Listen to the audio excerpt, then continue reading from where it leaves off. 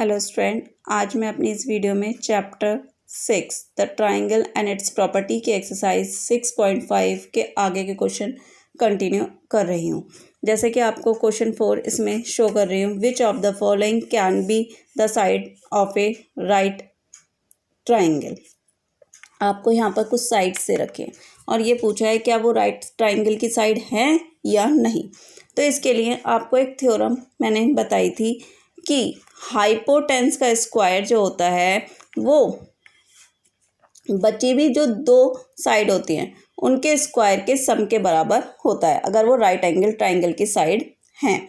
तो मैंने क्या करा, सबसे बड़ी साइड ले ली 6.5, उसका स्क्वायर मैंने कौन सी साइड में लिख दिया, अपनी राइट साइड में लिख दिया, यानी कि इसका स्क्वायर। और बची हुई कौन सी है, 2.5 और 6, इन दोनों का स्क्वायर करा। 2.5 का स्क्वायर करेंगे तो आएगा 6.25। 2.5 की मल्टीप्लाई 2.5 से करेंगे तो आएगा 6.25। 6 की मल्टीप्लाई 6 से करेंगे तो कितना आएगा 36। 6.5 की मल्टीप्लाई 6.5 से आप करेंगे तो आएगा 42.25। अगर देखिए हमारे राइट साइड और लेफ्ट साइड दोनों सेम आ गए ना, तो बस यानी कि जो गिवन साइड्स हैं वो राइट ट्राइंगल की साइड्स हैं। तो मैंने लिख दिया yes they can be side of A right triangle.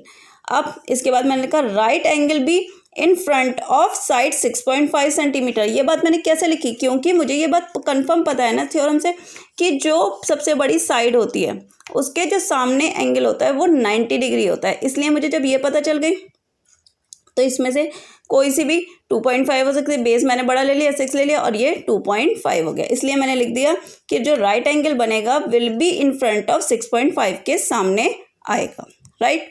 जैसे कि अब नेक्स्ट पार्ट से समझते हैं। इसमें हमें दे रखा है 2 सेंटीमीटर, दूसरी दे रखी है 2 सेंटीमीटर और तीसरी दे रखी है 5 सेंटीमीटर। फिर वही सबसे बड़ी का स्क्वायर कर दिया, यानी कि इसका, वो तो हमने राइट में लिख लिया। और लेफ्ट में कैसे ले लिया, जो बची भी साइड है उनका स्क्वायर का सम, 2 का स्क्वायर और 2 का स्क्वायर। जब 2 का स्क्वायर करेंगे ये 4 आ जाएगा और यहाँ 2 का स्क्वायर करेंगे तो यह भी 4 आ जाएगा। और 5 का स्क्वायर करेंगे तो 25। इन दोनों का एडिंग करिए, ये तो 8 आ गया और ये 25, यानी कि left and right side same नहीं है। जब लेफ्ट और राइट साइड सेम नहीं है तो बस हम कह देंगे no they can not be side of right triangle, दोनों सेम होनी चाहिए। थर्ड पार्ट, इसमें हमें दे रखा 1.5, 2 सेंटीमीटर और 2.5।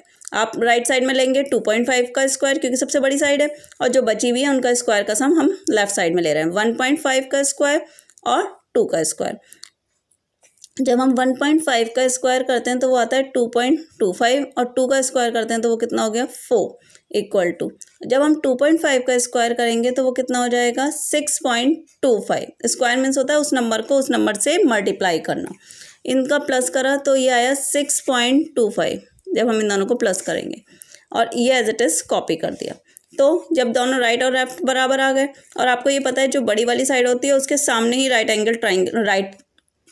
एंगल बनता है, तो बस 2.5 के सामने क्या बन गया, राइट एंगल, यानी कि 90 डिग्री। ये कोई सी भी हो सकती है, हमारा मन है बेस कोई भी ले ले।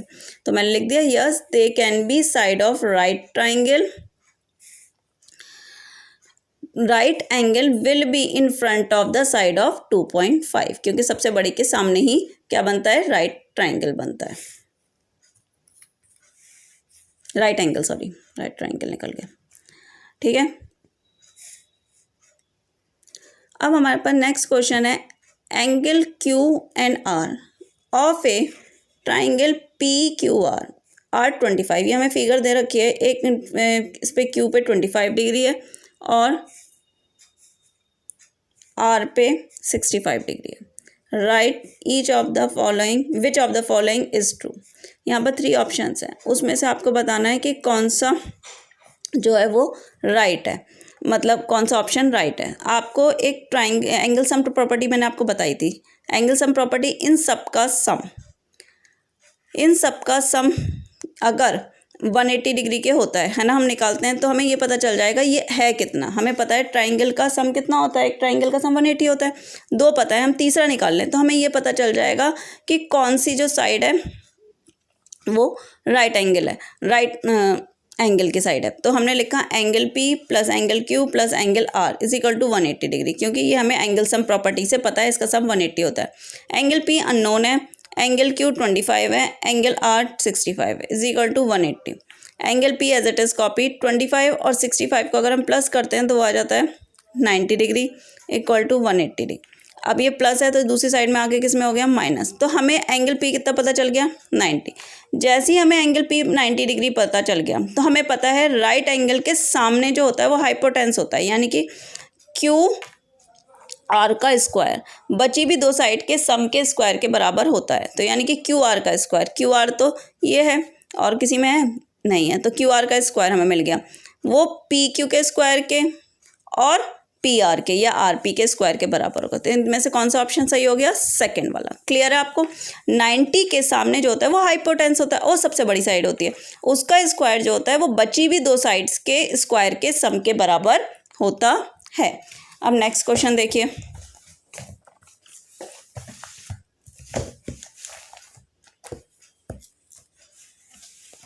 हमारा नेक्स्ट क्वेश्चन है इसी का, a tree is broken at the height of 5 metre from the ground.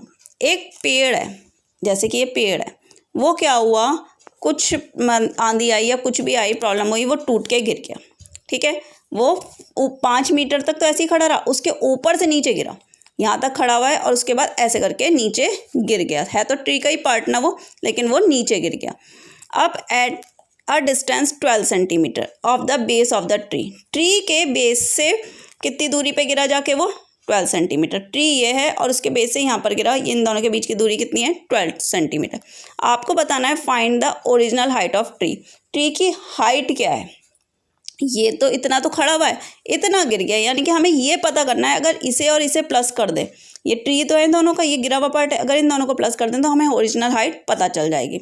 जैसा कि आपको ये डायग्राम से शो हो रहा है, इसमें पाइथागोरस थ्योरम लगाई जा सकती है क्योंकि ये राइट एंगल पे है। और पाइथागोरस थ्योरम क्या होती है, हाइपोटेन्स का स्क्वायर, यानी कि ए सी का स्क्वायर वो इक्वल होगा ए बी के स्क्वायर के प्लस बी सी के स्क्वायर के सम के बराबर होता है। ए बी कितना है 12 सेंटीमीटर और बी सी कितना है 5 सेंटीमीटर। 12 का स्क्वायर करते हैं तो वो कितना हो जाता है 144, और 5 का स्क्वायर करते हैं तो कितना आ गया 25। इन दोनों को प्लस कर दिया 169। तो ए सी का रूट कितना है, अब हमने क्या करा, स्क्वायरिंग आई हमारे पास, स्क्वायर तो हमारे पास आया 169, लेकिन हमें ए सी निकालना है, सिंगल ए सी निकालना है, तो मैंने इसका स्क्वायर रूट करा। स्क्वायर रूट कैसे करते हैं कि हमने इसके प्राइम फैक्टर्स कर दिए, जैसे कि मैंने इसके प्राइम फैक्टर्स करें 169, 13 वन ज़ा 13 किसी और किसी टेबल से कटेगा नहीं, 3 और 13, 3 ज़ा 39, फिर 13 वन ज़ा 13, तो कितने आए इसके फैक्टर 13 इंटू 13, 13 इंटू 13, तो बस इसमें से एक सिंगल नंबर उतार लिया, तो ए सी का स्क्वायर रूट कितना आया 13, यानी कि ए सी हमें 13 पता चल गई, ए सी 13 पता चल गई, और ट्री की लंबाई तो पूरी थी ना, तो उसमें अगर हम 5 प्लस कर दें तो मैंने लिख दिया total height of the tree is A C plus B C, तो कितना आ गया 13 + 5 is equal to 18 centimetre. Next question देखिए, find the perimeter of a rectangle whose length is 40 centimetre and diagonal is 41 centimetre. आपको एक rectangle दिया है, ठीक है, जिसकी लेंथ जो दे रखी है वो हमें 40 सेंटीमीटर दे रखी है, और डायगोनल जो है, डायगोनल बीच का होता है, वो 41 है। ठीक है, आपको बताना है फाइंड द पेरीमीटर। आपको पेरीमीटर का फॉर्मूला पता होना चाहिए। पेरीमीटर का फॉर्मूला होता है रेक्टेंगल के फॉर्मूला होता है 2 × L + B। ठीक है, लेकिन हमें L तो पता है, B नहीं पता, लेकिन हमें ये दिख रहा है ये राइट एंगल ट्राइंगल बन रहा है ना, इससे हम BC निकाल सकते हैं पाइथागोरस थ्योरम निकाल के। तो वो उसका फॉर्मूला क्या होता है, AC का स्क्वायर, सबसे बड़ी साइड का स्क्वायर, हाइपोटेन्स का स्क्वायर, इक्वल टू होता है AB का स्क्वायर प्लस BC का स्क्वायर। वही मैंने लगा दिया, AC का स्क्वायर यानी कि 41 का स्क्वायर, और AB 40 का स्क्वायर। हमने CB जो मतलब ये वाली थी, कुछ देर के लिए इसे एक्सलेट कर लिया था, मैंने ब्रेथ को एक्सलेट कर लिया, तो मैंने एक्स रख दिया। अब मैं 41 का स्क्वायर का मतलब ये है 41 को 41 से मल्टीप्लाई करो, आएगा 1681, और दूसरा लिखा है 40 का स्क्वायर, यानी कि 40 को 40 से मल्टीप्लाई करेंगे तो आएगा 1600। प्लस एक्स स्क्वायर, ये प्लस है दूसरी साइड जाएगा माइनस हो जाएगा, इसमें से इसे माइनस करा 81 आ गया एक्स स्क्वायर। अब मैंने इम्प्लाइज करा एक्स स्क्वायर इधर ले गई और 81 इधर आ गई। इम्प्लाइज में साइन चेंज नहीं होते, बस डिजिट लेफ्ट से राइट आ जाती है और राइट से लेफ्ट हो जाती है। ये तो एक्स स्क्वायर आया। अब इसका अगर हम रूट निकाल दें तो अगर 81 का रूट निकालेंगे, कैसे निकालेंगे, वही कि प्राइम फैक्टर्स कर लिए मैंने 89 के, 3 से करा 27 और 3 से करा 9 टाइम्स 3 से करा 3 टाइम्स और 3 1 सा 3।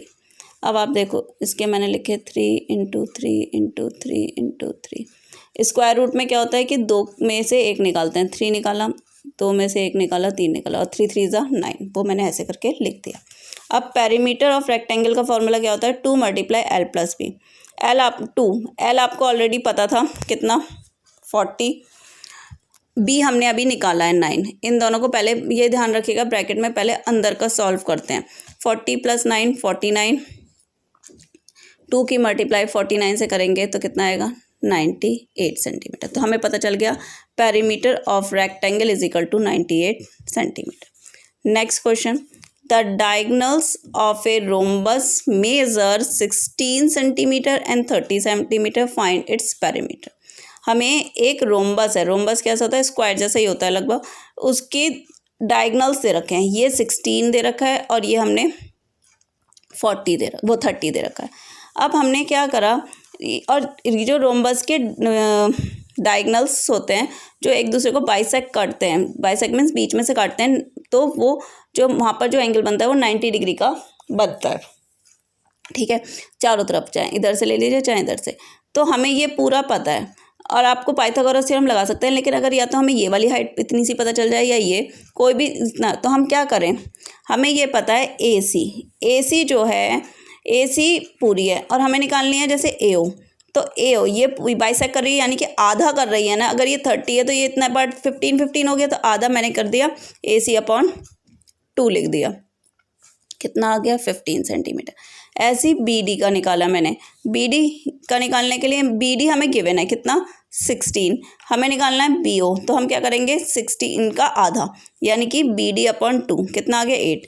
मुझे एक ये वाला तो पता चल गया 15 और ये पता चल गया 8, तो मैं ये निकाल सकती हूँ। और ये 90 के सामने क्या होता है, हाइपोटेन्स, यानी कि AB यानी कि सबसे बड़ी साइड, AB का square is equal to AB का स्क्वायर प्लस OB का स्क्वायर। वैल्यू पुट कर दी, AO कितना है 15 सेंटीमीटर, BO कितना है 8 सेंटीमीटर। 15 का स्क्वायर करा 225 और A का स्क्वायर करा 64, इन दोनों को प्लस करा 269। अब AB का स्क्वायर आया 269। जब मैं इसका रूट निकालूंगी जैसे कि इस वाले फॉर्मूले से, क्योंकि आपको अभी लॉन्ग डिवीज़न से नहीं सिखाया गया है, वो 8th में आएगा, तो हम क्या करेंगे, इसको हम प्राइम फैक्टर्स करेंगे। 17 × 17 आएगा, हमने 70 उसमें से एक 17 निकाल लिया, तो AB का कितना आ गया 17। मुझे AB पता चल गई। और रोम्बस की चारों साइड कैसे होती हैं, सेम होती हैं, क्योंकि वो स्क्वायर के जैसा होता है। तो बस मैंने लिख दिया perimeter of rhombus is equal to 4 multiply side. तो 4 मल्टीप्लाई साइड कितनी है 17, तो आंसर कितना है 68, राइट। Thank you students.